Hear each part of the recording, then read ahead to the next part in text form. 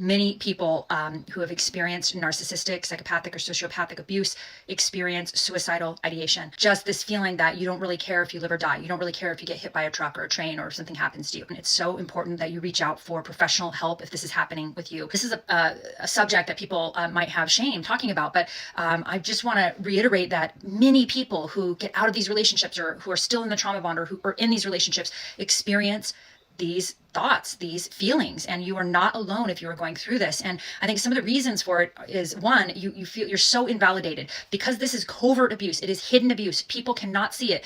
Quite often, there's very little evidence, especially if you're with a psychological and emotional manipulator, abuser, and gaslighter.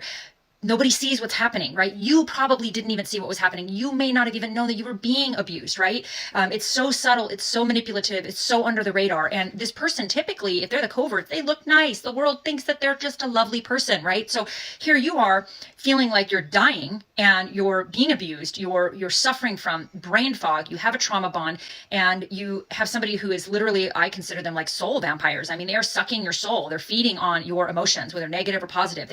They're so sort of dead inside that they really require food and supply. You're literally getting sucked dry, right? So that's what's happening to you. You've been master manipulated on this horrific level, and it is not uncommon for people in this community to be experiencing suicidal thoughts. It is so important that you no longer stay in the shadows and that you no longer isolate. You need love, you need community, you need support, you need connection, you need to speak to people who have been through what you are experiencing. It is vital that you reach out and get the help that you need.